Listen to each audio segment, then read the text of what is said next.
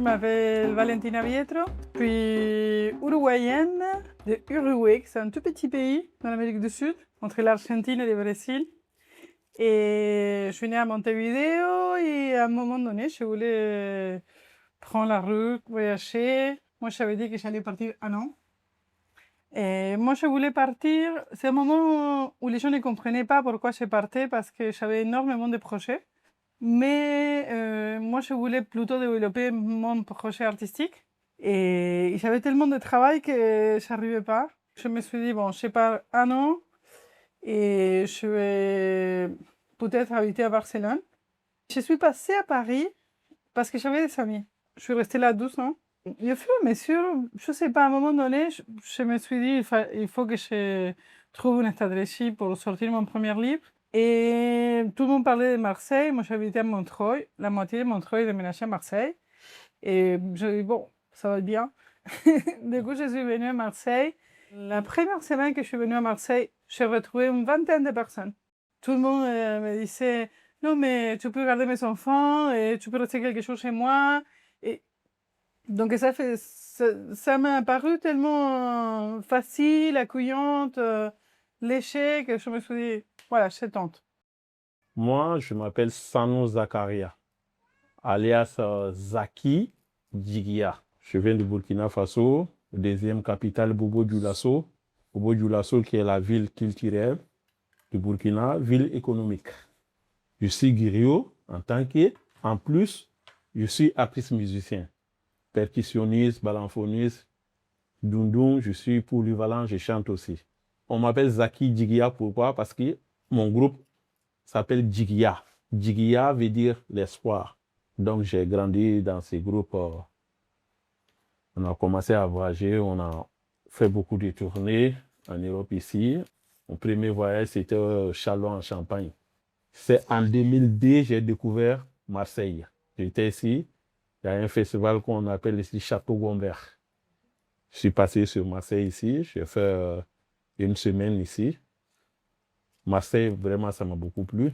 On a été plusieurs fois lauréat chez nous aussi parce que chez nous, il y a une compétition chaque 2 ans qu'on appelle Semaine nationale de la culture du Burkina Faso. Donc, mon groupe a été plusieurs fois lauréat. Donc, même si le président il devait se déplacer pour aller à des rencontres et tout, c'est mon groupe qui partait avec les présidents. Donc, on a fait Koweït, Libye, avec le président, le Sénégal aussi, et tout, tu vois. Donc, on a beaucoup tourné. C'est en 2003 et 2023, je me suis dit, bon, il faut que je m'installe à Marseille. Je pense que c'est un cliché, mais pour moi, c'était déjà très impactant le fait de sortir sur le parvis de la gare. Même si je dois prendre le métro, en général, depuis un long voyage, je sors sur le parvis et je vois Marseille d'eau. Et je vois la vue, le boulevard d'Athènes, les lions. Et là, c'est un peu, ok, je suis chez moi, c'est pas mal. Et il y a quelque chose d'appartenance qui commence un peu là. Après, oui, moi, j'avais l'habitude d'avoir la mer et j'avais besoin de la mer. Et à Paris, à un moment donné, ils sont passés des mois que je ne voyais pas le ciel, que je ne voyais pas la mer. Et là, je me suis dit, je m'avais inventé un slogan, qu'il fallait vivre dans l'endroit où tu voudrais aller en vacances. Donc, du coup, voilà, je suis arrivée là. Si je suis à Marseille, je me vois chez moi. On peut tout trouver ici à Marseille. Il y a les Africains, les Maliens, les Guinéens, Sénégalais, et Comoriens, tu vois. Tu peux tout ici. Il y a tout ici à Marseille, quoi. Il y a vie ici, à la plaine, Courjus, tu t'ennuies pas. Chez nous, à Bobo, on s'ennuie jamais. Toujours, ça bouge. Bon, comme j'ai fait beaucoup de villes de France aussi, je me suis dit, là-bas, c'est trop ennuyant. D'autres villes, je vois trop ennuyant par rapport à Marseille. Ouais, là aussi, j'ai rencontré mon amour Belle. ici, à Marseille. Voilà. Donc, j'ai décidé, je reste ici à Marseille avec tout l'amour qu'il me donne. T'avais beaucoup froid à Paris. Ben oui, à Paris, bon, je peux aller travailler à Paris, revenir sur Marseille. Mais m'installer là-bas, ça ne me dit pas parce que la manière de vivre là-bas, c'est pas trop pour moi. Je me sens chez moi. C'est à Marseille, quoi. L'endroit préféré, je sais pas, ça change. Moi, j'aime beaucoup aller dans les cafés, m'asseoir et observer les villes. Mais au début, j'ai passé un temps pas mal au bar de la Plaine. Après, il y avait tellement de monde qui arrivait que ça, c'était un peu bruyant pour moi. Et j'ai habité à un moment donné à Augent-Pierre. Donc, j'ai passé pas mal de temps et je passe toujours parfois à le dernier métro, que c'est un bar où encore les gens de quartier ils se rejoignent. Donc, on connaît les serveurs, il y a des amis qui viennent, et les tables ils commencent à s'agrandir. Donc, bon, il y a ces convivialités encore. Et sinon, on aimait aussi aller avec un autre ami chez Titi, que c'est derrière, entre Sébastopol et Libération. Et c'est un bar où on garde un peu des habitudes napolitaines. Ils sont très méga sympas. Mais en même temps, c'est pas. Pour moi, il y a une différence entre la politesse et la sympathie. Ils sont avec un côté un peu rude, sont très authentiques. Et du coup, là, on est super bien accueillis. Et on se sent un peu maison. Donc, bon, ça, j'aime beaucoup. Et à la Belle des Mers, je suis pas là je suis là depuis pas très longtemps. Donc, j'ai pas encore un café à moi. Moi, j'avais déjà intervenu à la Belle des Mers en tant que performeur. Et à les bars Marius, où j'ai beaucoup aimé performer et aller. Je suis revenu quelques fois. Mais bon, il y a pas mal de petites bars encore qui gardent un peu l'esprit, même si certains sont renouvelés. Mais bon, il y a le bar chaud. Il y a des endroits où on peut encore aller prendre un verre, un café, retrouver des gens et parler. Moi, j'aime beaucoup ça. Avec ça qu'on rigole parce que, parce que je connais beaucoup de monde à Marseille. C'est la star du Marseille. Et du coup, c'est très rare que je sois à la rue, je ne salue pas des gens. À un moment donné, j'ai commencé à prendre ce temps comme un temps de ma sortie. Par exemple, si j'avais 20 minutes pour aller au Vieux-Port, j'ajoutais 10 parce que j'allais retrouver des gens sur la route. Donc, au final, quand tu trouves des gens comme ça, tu es toujours en train de courir. Je me suis dit, bon, je me donne le temps. Comme ça, je peux discuter avec les gens. Dès que si je descends dans la rue, ici, je rencontre beaucoup de personnes qui ont d'autres nationalités. Tu vois, ça te fait des rencontres, des relations. Tu vois, ça me plaît. En plus, ici, à Marseille, ici, dès que tu es à Marseille, c'est toujours la fête des rencontres. Tu vois, donc moi, déjà ça, je me sens chez moi. Chez moi, 24 sur 24, il y a un truc. Tu vois, il y a des mariages, des baptêmes. Tu vois, ça joue partout. Tu vois, c'est comme ici à Marseille aussi. Tu pars à la plaine, tu vas aller trouver des gens qui sont en train de jouer au cours-jus, pareil. Tu t'ennuies pas. Tu vois, au Vieux-Port, tu peux faire visiter la mer, prendre les bateaux. Oui, si on peut prendre le bateau, ça change tout. Être dans la mer et avoir la vue de Marseille de loin, ça. Tu t'ennuies pas. Donc, moi, je me suis habitué à des trucs actifs. Tu vois, donc, c'est pour cela que je dis, je me sens chez moi ici à Marseille. En plus, à Marseille, même la nourriture que tu veux manger, au niveau de la nourriture africaine, asiatique et tout, tu peux tout trouver ici à Marseille. Tu vois, tu ne peux pas dire non, cette nourriture, ça me manque, cette place, ça me... Non, tu peux tout trouver ici sur Marseille. Tu vois, donc ça aussi, j'aime ça, tu vois. Ah, moi, je suis quitté un peu mon pays pour ça, parce que moi, je voulais faire une rencontre Ouais. Moi, je me voyais toujours dans une rencontre multiculturelle. Et depuis très, très petit, j'ai cherché ça. Et en Uruguay, à l'époque, on se méfiait des étrangers. Et donc, voilà, je me sentais pas du tout bien avec ça. Mais je parle que j'avais 16 ans et je faisais mes premières amies mexicaines. Et donc, ouais, et même un peu avant, j'avais fait des amies vénézuéliennes. J'avais 11. Et à chaque fois, j'étais un peu fascinée pour l'extérieur, pour parcourir le monde. Bon, d'ailleurs, quand j'étais très, très, très petit, il y avait une question existentielle, quand on commence à poser les questions existentielles, que je demandais à mes parents si les gens ils pouvaient mourir sans connaître la Chine. Et mes parents, ils me disaient, mais oui, en fait, tu sais, allez, les gens, ils ne voyagent pas. Et pour moi, c'était ouf. Et je ne sais pas exactement d'où ça vient, parce que l'Uruguay était un endroit très mal relié. Mais moi, je savais que mes origines étaient italiennes. Je le savais depuis très petit. Donc, bon, j'ai cherché toujours une explication à tout ça. Donc, quand j'ai retrouvé ça à Marseille, pour moi, c'était un atout. Pouvoir sortir et entendre différentes langues. J'ai appris pas mal de Darisha. Par exemple, quand j'étais à Noailles, bon, j'étais aussi un peu au Maroc, mais je m'intéressais toujours à apprendre et à demander comment ça se passe, pourquoi, où. Et du coup, tu apprends des choses et moi, je trouve que ça nourrit et ça t'ouvre un peu ton spectre pour comprendre le monde, quoi. Là, un exemple, nous sommes en train de faire à Tchéquie. À Tchéquie, c'est pas, tu parles dans les villes de France, peut-être tu peux pas trouver à Tchéquie, tu vois. Alors qu'ici, à Marseille, Mais les gens ne connaissent pas les Tchèques, même, c'est quoi? voilà, à Tchéquie, c'est beaucoup mangé dans l'Afrique de l'Ouest, en fait. La Côte d'Ivoire, le Burkina, le Mali, la Guinée, tu vois.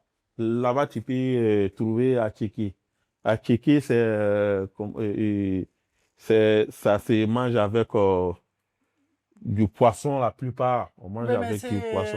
c'est une espèce Oui, c'est du manioc. c'est du manioc. C'est une façon de préparer la manioc Ouais, qui donne une espèce de couscous. c'est ça. Moi, je mange le moins possible de gluten. Mm. Donc, c'est quelque chose qui n'a pas de gluten et que c'est pas cher. Mm. Et qu'on le trouve en différentes présentations, mais on le trouve préfait. Tout ce que tu veux qui est nourriture africaine, tu peux trouver sur Marseille. Comme moi, souvent, si je fais du mafé, il y a beaucoup de ses amis qui aiment bien manger du mafé. Souvent, je fais du yassa aussi. Tu vois, donc, c'est des plats aussi, d'autres personnes ils peuvent goûter, ils vont aimer. Moi, j'adore goûter la nourriture du monde depuis toujours. Ouais. Et par exemple, depuis pas longtemps, depuis 12 ans, il y a mon frère qui habite à Marseille.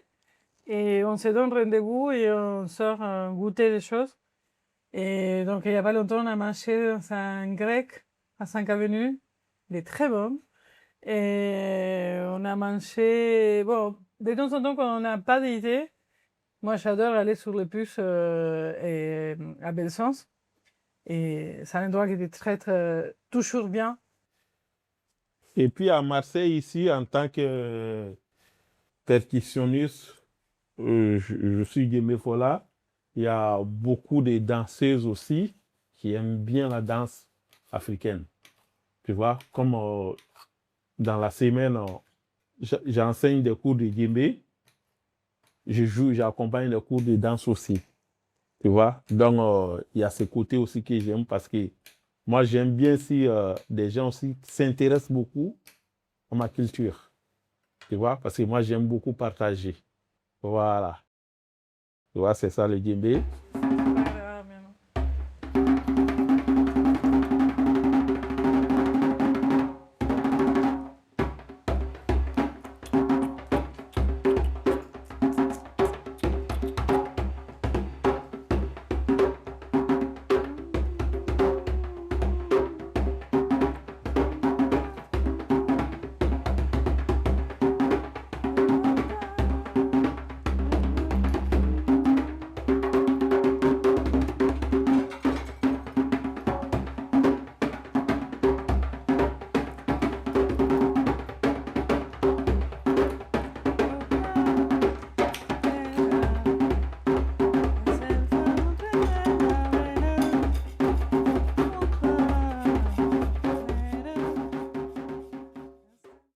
Moi, je dis toujours que Marseille, c'est la deuxième ville de France, mais il garde un esprit des villages, des peuples où on n'était pas bien communiqués tout au début. Moi, je n'étais même pas là.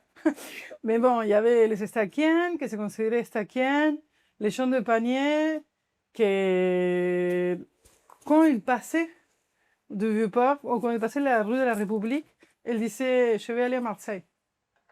Donc, et ça arrivait avec les champs de la Belle de Mai aussi.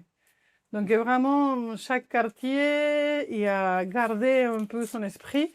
Il y a des quartiers qui sont un peu moins, par exemple, Belsange. Et c'était un quartier de passage. Mais c'était l'idée. Les gens, ils arrivaient, ils s'installaient. Et après, ils commençaient à travailler, en général, dans des industries. Et quand il faisait venir sa famille, rarement il restait à Belsange. Il déménageait, en général, à la Belle de Mai ou à un autre quartier comme ça.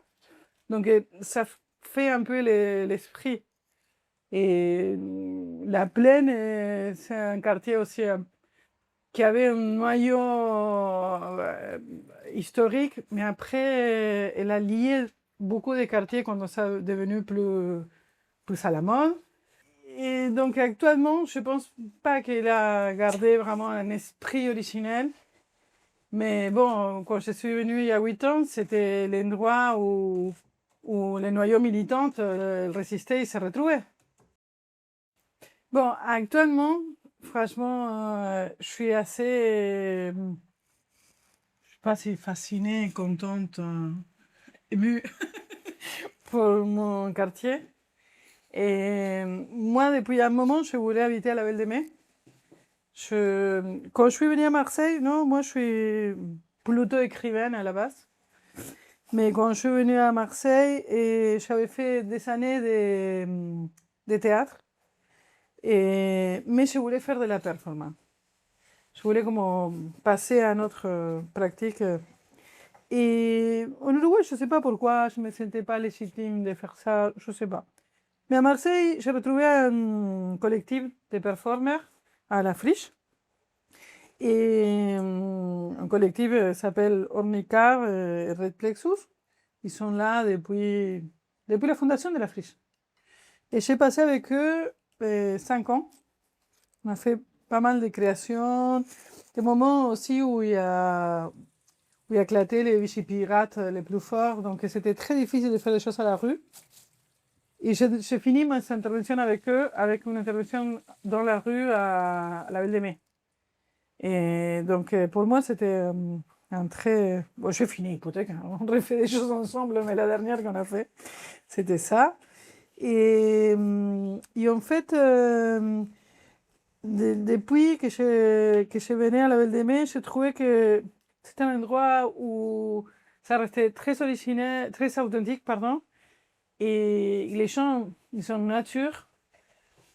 Et en commençant à chercher un endroit parce qu'on voulait acheter un appart où je pouvais m'installer, quand j'ai retrouvé ces coins-là, franchement, j'adore mon quartier. Tu sors et tu as tout le monde. En bas, un endroit qui s'appelle Sagali, un commerce, et on dit, il est dit qu'ils sont les Chinois, non? Parce que les propriétaires, ils sont asiatiques, je pense qu'effectivement, ils sont chinois. Et les gens qui t'accueillent, et les d'Afrique de l'Ouest, et les autres, ils sont indiens, pakistanais, et il y a des discussions mélangées de toutes les langues, et c'est là que je vais acheter mon harina pan pour faire les arepas colombiennes. Donc, pour moi, cet endroit, il est génial. C'est un magasin. Tu peux tout, Tu peux tout avoir tout là-bas, quoi. Il y avoir. a tout dans Tout avoir. cet Quand on endroit. faisait les travaux, on est encore en travaux, mais quand on faisait les premiers travaux, il y avait une chose qui manquait de Well dans le Juan Medrano. Et c'est, ah, mais ça, peut-être qu'il y en a. Et on a trouvé plein de trucs. Et il y a tout. Il y a tout ce que tu veux. Et moi, c'est un des endroits qui me fascine le quartier, pour sa diversité, pour ce qu'il représente, ce que tu trouves et à qui tu trouves. Et derrière, il y a quelque chose que je sens que ça ne va pas durer, mais qui aussi elle est hallucinant, que c'est la Médina, que c'est un souk des couturières d'Afrique de l'Ouest. Et je pense qu'il y a 25 il y a un 5 au plus couturier, et c'est vraiment un souk. Ouais. On rentre et c'est un marché fermé où on retrouve un mec qui fait des costumes sur mesure, comme on les connaît en Occident, mais de tous les couleurs fluo. Et il y a tout ce qu'on veut au niveau habits. Il y a pas mal de choses aussi au niveau nourriture. Mm. Et donc, par exemple, la tchéké, parfois on achète à Noailles, parfois on achète là. Tous les nourritures africaines, quoi. Tout. Tu peux tout trouver là-bas. Ouais. Et donc, ça, c'est fascinant. Derrière, il y a un de mes restos qui est devenu mon resto préféré, que c'est les Tunisiens. Ils savent pas tuer, on me donne les noms. Mais franchement, ils cuisinent très bien, c'est bon, c'est un petit endroit de paix. Et c'est ça qui est surprenant. Ici, on a une rue qui est vivante et bouillante et bouillante Mm. jusqu'à minuit. Même après minuit, hein. Même après minuit, mais bon, tout est ouvert. Et tchouk, il y a des petits endroits de paix, non? Comme ces résidences, comme les Tunisiennes, comme d'autres choses. C'est une ville artistique, ça oui, et de plus en plus. Déjà dans cette résidence, la voisine, elle est sculptrice. Et au quatrième étage, il y a une tatoueuse. Dans les bâtiments des côtés, il y a un éditeur. Au milieu, il y a un luthier. Et il y a un acteur au 12 étages. Là-haut, en haut, en bas, au premier étage, il y a un directeur de cinéma qui fait un film sur la résidence. Et à côté, on a 700 mètres carrés d'ateliers d'artistes, des peintres, etc. Et dans le bâtiment qui suit là en bas, il y a Loïc qui est technicien de spectacle. Oui, c'est un quartier à 200 mètres, on peut aller voir de la danse contemporaine au club. Et en face, il y a une discothèque plutôt Afrique de l'Ouest, non? Mm. Qui est ouverte, je pense que 5 jours par semaine au moins. À quelques rues, à les couvents. Oui, il y a énormément de choses qui passent. Et après, c'est un endroit très propice pour la rencontre, parce que c'est très facile de rencontrer quelqu'un, de personnes à quelqu'un, qui te personne à quelqu'un, et du coup, t'approcher. C'est difficile au niveau économique. C'est de plus en plus difficile, donc on n'a pas assez de subventions. Et on n'a pas. Il y a une culture encore à percer en tant qu'artiste, parce que les gens ont l'habitude de nous demander gratuitement. Et ils n'arrivent pas encore à comprendre que c'est notre travail. Mais je pense que aussi c'est quelque chose que souffre la France. Parce que, par exemple, en France, il n'y a pas l'habitude de donner un chapeau. Et c'est que le spectacle mérite. On donne un chapeau, c'est qu'on a de trop.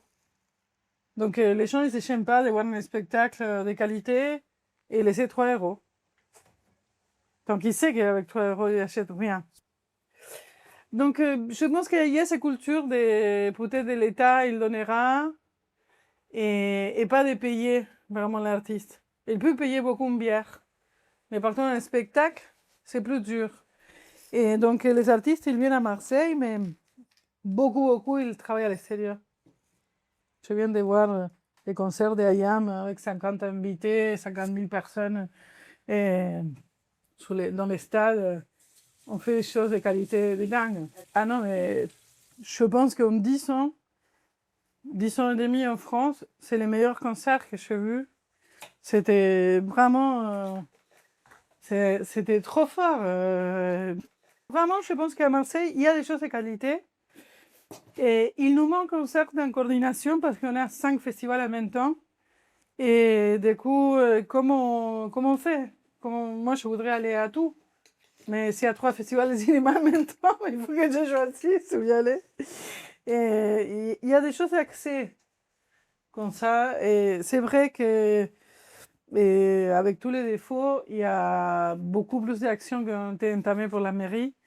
Et du coup, on a eu beaucoup plus d'accès à des spectacles de qualité, des spectacles de rue. Il y a plein de choses. Il y a plein de choses qui sont ouverts, qui sont changés depuis. Mais non, je pense que tu peux développer, tu peux des choses. Et après, un artiste, il demande la route en général. C'est le terre de la France même qui nous a fait un truc. Le jour qu'on s'est rencontrés, c'était grâce à un ami à moi, à lui aussi, qui m'a amené chez elle, m'a causé un peu, elle nous a expliqué ses projets et tout. J'ai trouvé que c'est quelqu'un vraiment qui, dans la vie, elle sait ce qu'elle veut. Parfois. Oui. Et puis, ce qui m'a attiré chez elle, si je dis elle est la star du Marseille, nous, il y a un côté chez nous, les Africains, il faut que ta femme soit quelqu'un qui unit beaucoup, qui aime les gens, qui aime tes amis, qui aime tes parents. Vous voir ensemble, tu vois. Elle a tout ça. Tu vois, elle aime les gens. Un exemple. Moi, il y a mes amis. Chez nous, si tu veux aller voir tes amis, tu n'as pas besoin d'appeler à on va programmer ces jours dans ton temps. Non. Chez nous, tu te lèves, tu veux aller voir quelqu'un. À l'époque, paf, tu es chez lui, tu rentres, tu trouves ce qu'il a préparé. Vous mangez ensemble. Ce n'est pas une invitation ni rien. Dès que tu es chez lui, tu es chez ton ami. Si c'est ça qu'il mange, il va te partager. Ici, c'est le contraire. Il faut programmer pour aller voir un ami. Il faut programmer pour pouvoir manger ensemble. Mais elle a ses côtés. Elle a des amis. Souvent, si moi je prépare, même je me dis, bon, là, on ne va pas préparer à 2. On prépare pour 4 personnes. Parce que chez nous, c'est comme ça. Nos mamans, quand ils préparaient, même si mais ils arrivent toujours, ces 4 personnes. Ben oui.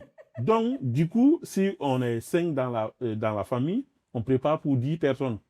Même quelqu'un qui passe comme ça et vous dit bonjour, vous êtes obligé de l'inviter pour venir manger. Mais il y a d'autres aussi qui vont venir sans imprévu. Tu vois? Donc, la nourriture ne va pas manquer. Tu vois? Elle est accueillante, même si moi, mes amis viennent comme il veut, il est pressé même que je reçois des gens à la maison. Moi, nous, les Africains, nous aimons ça.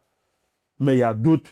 Oh, ils vont dire, il faut, tes amis, ils viennent sans prévenir ou ils viennent trop chez moi. J'ai besoin de mon espace. Non. Non, après, tes amis, quand tu es... Tu vois? Quand tu es migrant, aussi, des amis... moi, j'étais toujours une personne amie dans mon pays, mais quand tu es migrant, c'est ta famille, c'est ta référence. C'est ça. Et là, par exemple, moi, par exemple, quand on a décidé d'acheter la barque, on n'avait pas personne qui nous aidait plus que nous. Et par exemple, j'ai travaillé, lui aussi, on avait plein de choses, on voyageait, on avait tout.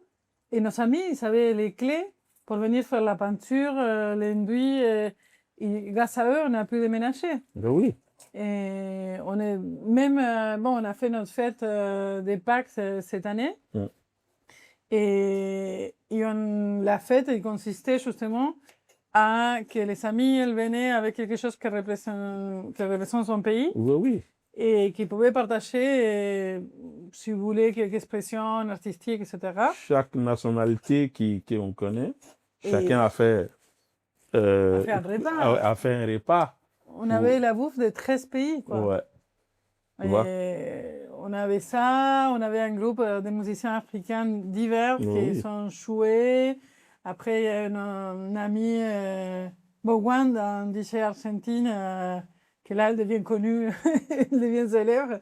Bowan, elle a joué la guitare et on a chanté ensemble. Et il y a eu plein de moments très, très émouvants. Déjà, on l'a fêté dans un jardin qu'ils nous ont prêté. Et c'était super beau. C'était super beau. Tout le monde a apporté une graine et tout le monde a fait que cette fête soit la fête de tout le monde. Donc, pour moi, je trouve... je sais pas, je trouve fade, je trouve impossible de vivre... Et puis, ce que j'aime bien chez elle, elle est toujours prête aussi pour ses amis. Tu vois? Elle est prête à tout donner.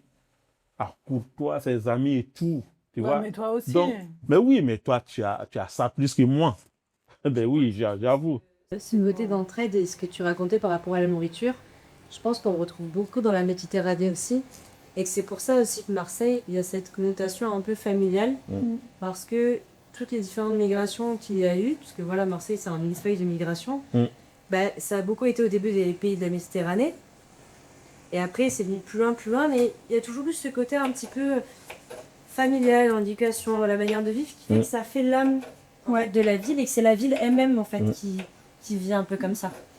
Si, il y a un peu ça. Et après, il y a des origines que je comprends pas trop. Je comprends d'une façon pas rationnelle, non? Par exemple, ma famille ne parlait plus italien. Mais les samedis, on faisait des pizzas à la maison et les dimanches, on allait chez une grand-mère, on faisait la pâte avec la machine et tous les enfants ils coupaient. On avait comme des habitudes qu'on gardait. On jouait aux cartes, plein de choses comme ça, mais on n'avait pas la langue. Et du coup, moi, je conclus un peu que les parents qui sont partis, et c'était pas, et c'était souvent illettrés. Donc, je pense qu'ils sont pas transmis, ils sont pas écrits. Ils venaient d'un petit village que j'essayais d'aller il y a pas longtemps. Ils avaient pris comme 7 heures à aller depuis Naples, tant que c'est pas si loin, parce qu'elle est très très mal connectée. Et par exemple, quand moi j'ai recherché mes origines, j'ai trouvé qu'avec quelqu'un il était obligé à se christianiser. Non, un grand-parent qui était Antonio Cruz, qui en fait, j'ai découvert il n'y a pas longtemps qu'il ne s'est jamais appelé Antonio Cruz et que c'était, soi-disant, un arabe, qu'il était arrivé au port et l'on obligeait à prendre un nom chrétien. Pour l'immigration de l'époque, on imagine que libanais. Mais par contre, il y a plein de choses que je pense que composent un peu l'ADN et qui ont une certaine transmission que, que voilà, moi je me suis toujours sensibilisée pour ça, mais après. Bon, à mon avis, je pense qu'on échange et on amplifie un peu notre monde artistique parce que, par exemple, j'apprends. Bon, un peu mon truc, c'est la langue, donc j'apprends des mots, des chansons, des façons de chanter, des instruments, des cultures et je m'intéresse à différentes choses. Mais ma création particulièrement, je pense qu'elle a évolué actuellement. Je passe pour une période où j'essaie de nouvelles choses, mais je ne sais pas s'il y a un rapport à notre amour. Bon, c'est toujours un défi parce que ça t'oblige à réfléchir 2 fois les choses. Carrément, on a tous, je pense, tendance à d'avoir une réaction propre à notre composition culturelle. Et de suite, quand tu es consciente que la personne qui est à côté, elle n'a pas forcément le même parcours, tu te poses la question, comment c'est pour lui? Et c'est des discussions qu'on a régulièrement. Des discussions qu'on a régulièrement parce que là, on cherche une façon d'habiter ensemble. Et si habiter ensemble, ça implique que le normal, elle n'est plus le normal, sinon que c'est le normal à nous. Et c'est très inspirateur, sans doute. Pour moi, il y a des choses, par exemple, il y a une thématique qui nous touche à nous deux, que c'est la pauvreté. Et on a essayé de réfléchir à qu'est-ce que nous réunissait, ou les parcours migrants, ça c'est sûr, mais on est migré aussi pour différents motifs. Il y en a des rapports différents, non? Saki, il a entendu le français toute sa vie. Pour moi, c'est une langue très éloignée de ma culture. Et même si moi, à la base, je parle espagnol, c'est simple à comprendre grammaticalement, même si c'est français quand même. Mais bon, on n'était pas dans mon quotidien, c'était assez éloigné.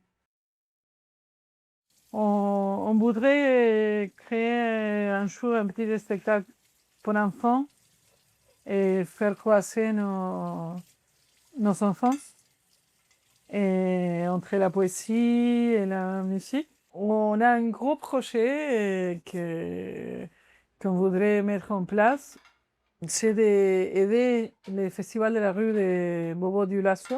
C'est un festival qui a existé à Bobo pendant de longues années et qu'il était organisé pour la troupe Jiwisha et que depuis un moment, différents contexte politique, etc., et ça n'a pas été possible.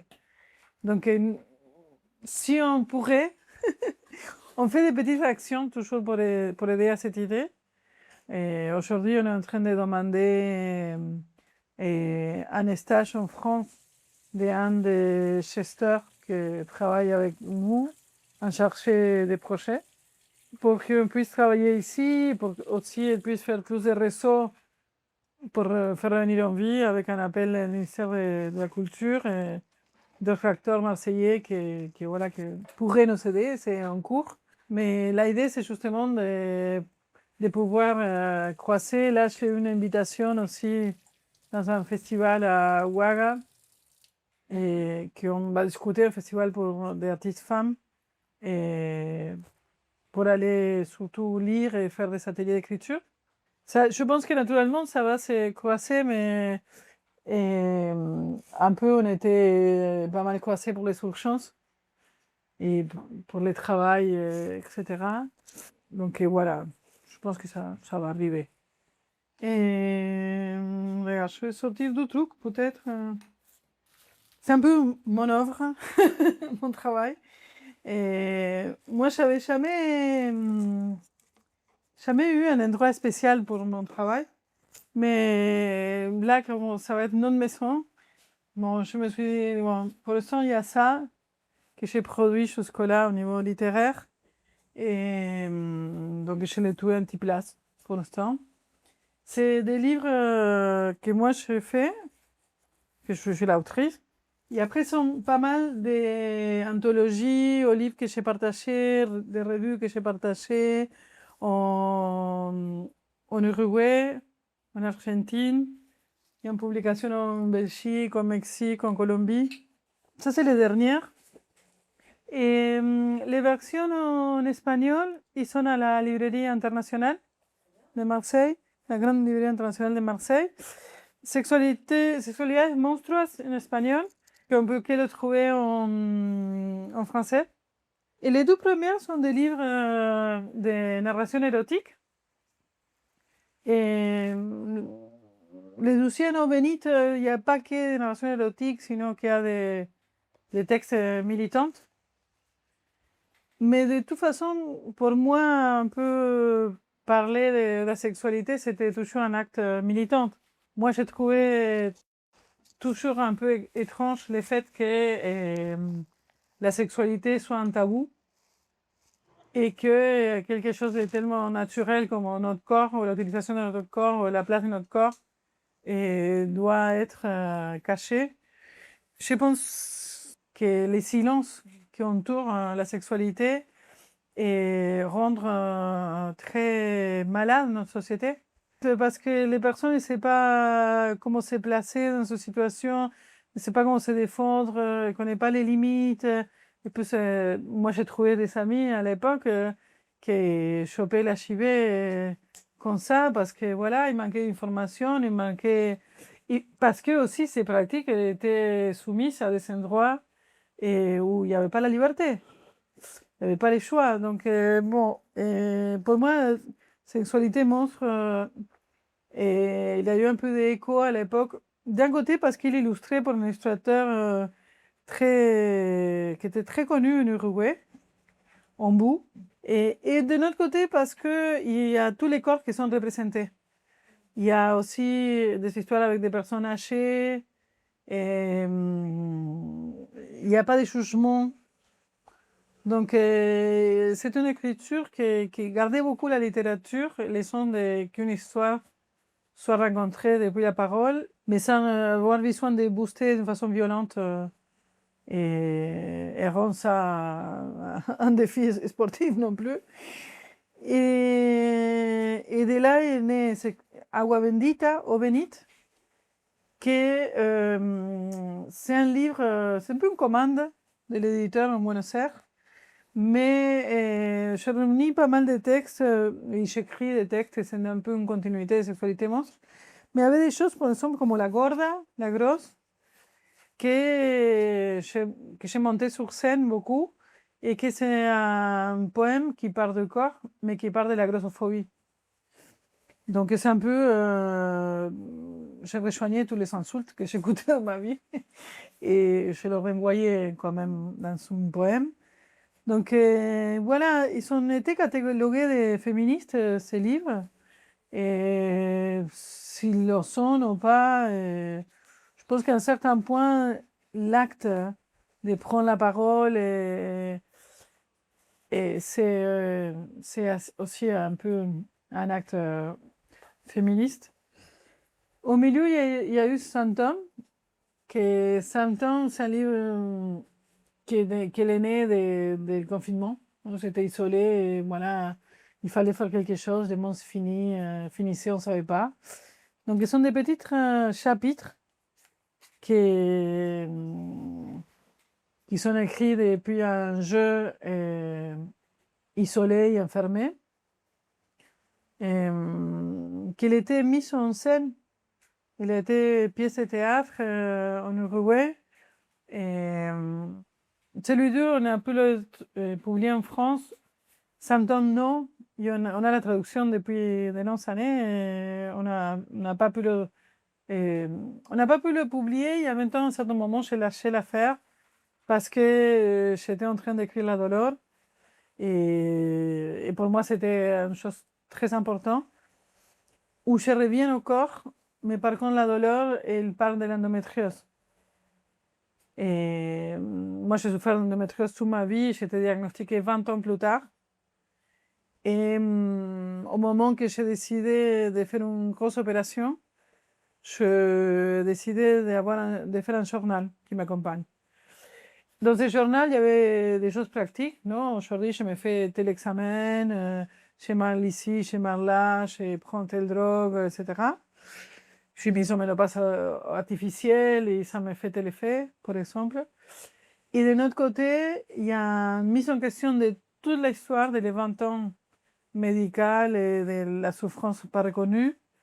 Il y a une réflexion aussi politique sur tout ça. Il y a un dialogue poétique avec la douleur. Non, qu'en espagnol, c'est el dolor. Mais bon, pour moi, franchement, si je dois dû choisir, je pense que c'est très féminin quand même, malheureusement. Et c'est un livre aussi illustré pour Liana Pérez, cette fois-ci. Liana Pérez est une illustratrice colombienne qui habite à Marseille et qui s'est retrouvée et on a décidé de faire ce livre. Et on s'est appuyé beaucoup sur les plantes invasives. Et il était publié par une maison d'édition très très chouette en Uruguay, Arta il s'appelle, et qu'ils ont décidé de garder les textes que je faisais en français, parce que depuis un moment j'écris mélangé. Mes cahiers sont moitié en espagnol, moitié en français, il y a des poèmes en italien. Et donc ils ont décidé de faire des traductions en espagnol de ce que j'écrivais en français et après voilà, les faire habiter ensemble. Et je pense qu'esthétiquement c'est un des livres les plus beaux qu'on a fait. Et qu'aujourd'hui, ils cherchent une maison d'édition en France. On a la traduction. Et bon, donc, moi, je n'ai pas fait une formation artistique. Donc, j'ai fait la sérigraphie, je suis sérigraphiste aussi, j'ai fait la photo, j'ai fait pas mal d'expos photos à une époque. Et aujourd'hui, je me suis aboguée vers les collages. Et je suis en train de faire énormément de collages et je commence à faire des reproductions de collages. Non, en fait, je voulais avoir un bureau pour écrire, mais je me suis mis à faire des collages. Du coup, là, il commence à être envahi de matos.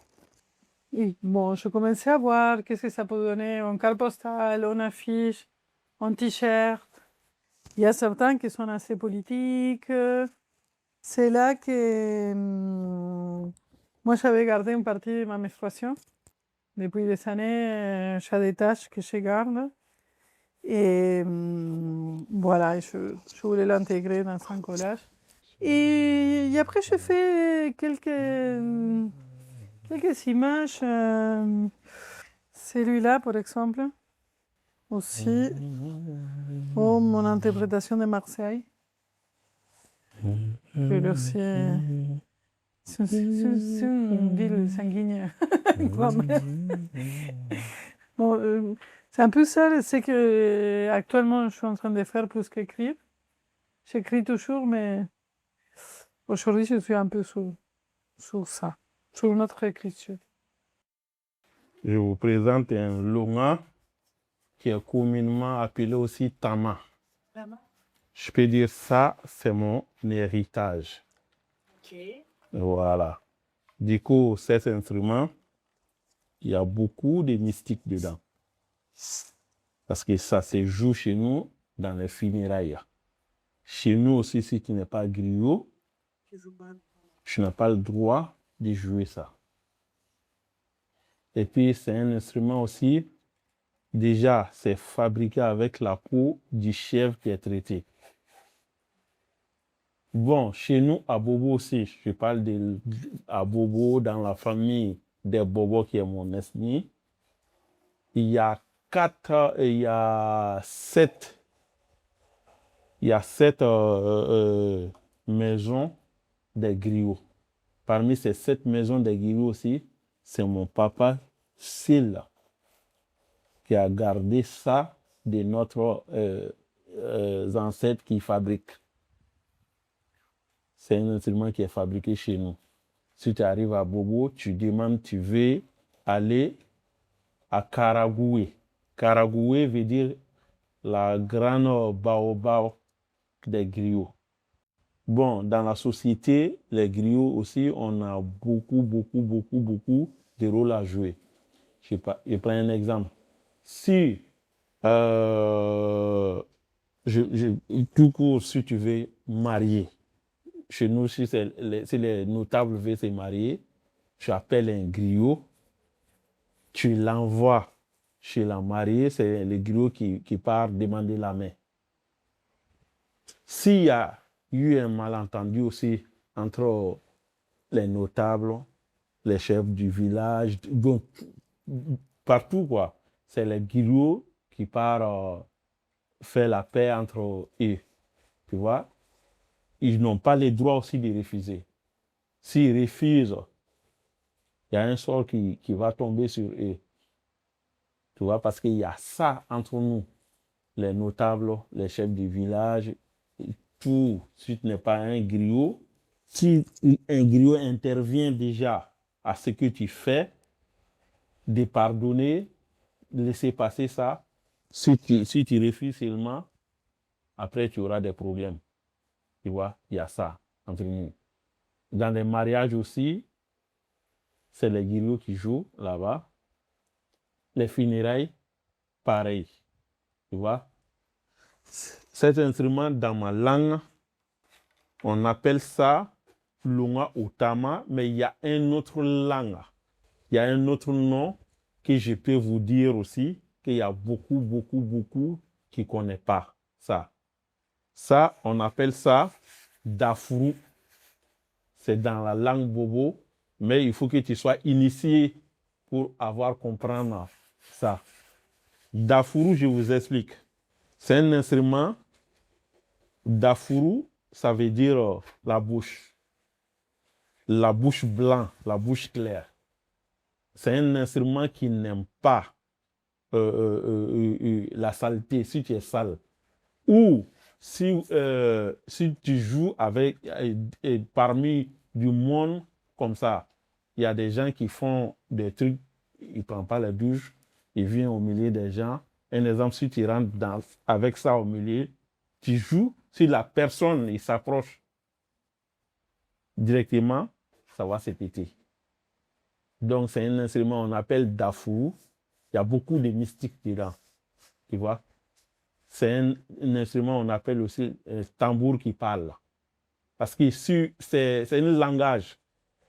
Si moi je joue ici, s'il y a un bobo qui est là, va comprendre directement ce que je suis en train de dire. Tu vois, c'est un tambour qui parle.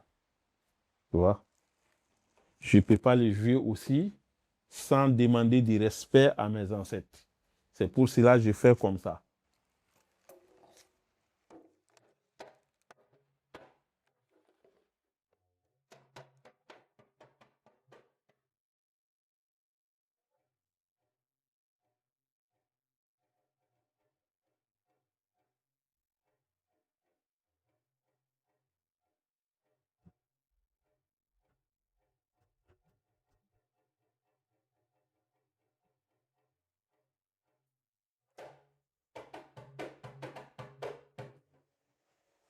Mi amor, il y a quelque chose aussi que tu m'as expliqué, que tu n'as pas dit, que les griots, c'est l'art de la parole. Oui, exact. C'est les porteurs de l'histoire. Voilà, parce que les griots aussi, c'est le portail de l'histoire. Tu vois, tel que chez nous, à Bobo, il y a des bobos, mais chaque bobo aussi a son histoire, a sa maison. Tu vois, il y a la maison des chefferies, il y a ainsi de suite. Donc, un exemple, si moi je vois quelqu'un qui vient du côté des notables, en tant que griot, je ne l'appelle pas directement à son nom. Je dis Maoula. Maoula, ça veut dire chef. Tu vois? La chef des terres. Là, j'ai dit Kouroubert. Tu vois? Donc là, je commence à faire des louanges comme ça, ainsi de suite. Tu vois? Donc, les griots ont beaucoup de rôles dans la société chez nous. Exact. Moi, j'aime bien beaucoup partager ma culture, faire connaître ma culture, d'où je viens. Tu peux être griot, mais pas artiste. Il y a ça. Tu peux être griot, artiste comme moi, que je suis. Voilà, parce que ça fait partie de nos instruments traditionnels de chez nous, des Bobos. Tu vois? Donc, moi, je suis compositeur, chanteur aussi. Je suis en train de préparer mon album. Déjà, si tu tapes sur YouTube, tu mets Zaki Jigia. Tu vas voir tous mes trucs sur YouTube. Je suis en train de préparer un album de style. Bon, je chante en bobo, en dila, en français. Tu vois? Je fais une prise de mélange, quoi. J'aime bien faire du mélange aussi. La musique moderne avec notre instrument traditionnel. Je peux dire dans tout Burkina, j'étais le premier à valoriser ça. Cet instrument, à nos jours, si tu arrives au Burkina, j'ai joué pas mal d'artistes dans leur album. Ça, c'est à nos jours, j'ai beaucoup joué avec beaucoup d'artistes. Il y a quelque chose, je demandais, tu crois que tu as l'oreille non absolue, tu vois, parce que là, l'été, ça qu'il a joué avec Turkestan. Et, et il y a quelque chose, on était dans une soirée et on a commencé un jam et il a joué avec un piano jazz. Et l'année passée avec une bande de funk. Et donc, c'est vrai que nous, on improvise des petits trucs comme ça entre nous. Je joue horriblement mal. Mais on a chanté ensemble, et tout, au Pax, etc. Et donc, je pense que oui, que tu as ces capacités, qu'il y a beaucoup de musiciens qui sont très bons dans son domaine, Ouais. mais que la capacité de s'adapter à plusieurs, c'est un peu plus difficile. Durant toute mon carrière, il y a un jour, il y a quelque chose qui m'a beaucoup marqué. J'ai un ami frère à Bobo, qui est aussi chanteur. Bon, souvent je compose aussi pour lui. Donc, le gars, il me dit, bon, on va aller faire l'enseignement chez ce vieux-là. Déjà, comme lui, il était déjà là, il avait déjà posé quelques voix sur les beats. Donc, il voulait que je joue les loras sur les beats. Arrivé, il y a le vieux qui m'a fait écouter. Il me dit, bon, est-ce qu'il laisse pour que je réécoute? Je dis non. Une seule fois, c'est bon. Il m'a dit, ah bon? J'ai dit, et il m'a écouté. J'ai dit, bon, moi, je rentre, je fais ma pub. J'ai commencé à jouer. Le vieux, il n'a pas pu se résister. Il s'est levé, dansé jusqu'à la fin de ma prise. Il m'a dit qu'il me jure depuis lui, il est né. Ça n'a jamais arrivé. Et puis, écouter une seule fois ce que tu n'as jamais écouté, jouer, et puis tu enlèves, tu joues, et puis ça, ce côté, ça m'a beaucoup touché en fait. Ça, je remercie le bon Dieu, ce côté j'en ai dans la musique. Même étant ici, moi j'ai fait des compositions, j'envoie à mes amis au pays, je le fais. Des fois, ça, ce côté, je rends grâce à Dieu, j'ai ce don pas. Tu vois. Je n'ai jamais fait d'autres choses dans la vie parce que j'ai étudié un peu. Parce que chez nous, si je dis j'ai étudié, j'ai fait l'école primaire. Après, mes parents n'avaient pas les moyens parce que chez nous, là-bas, c'est payant, c'est cher. Je viens d'une famille pauvre. Mes parents n'avaient pas les moyens pour que je continue les études. À part ça, je n'ai rien fait dans la vie et la musique. Je remercie le bon Dieu. Je suis fier d'être griot. Je suis fier de mes ancêtres et mes parents aussi. Parce que depuis à mon bagage, mon papa m'a fabriqué toutes les jeunes de mes générations venaient chez nous dans la maison. Ils jouaient pour eux, ils dansaient parce que j'étais ici tout petit. Tu vois? Donc j'ai grandi comme ça. C'est pour cela que je fais ça, c'est mon héritage. Tu vois? Donc, c'est un peu ça, mon histoire, quoi.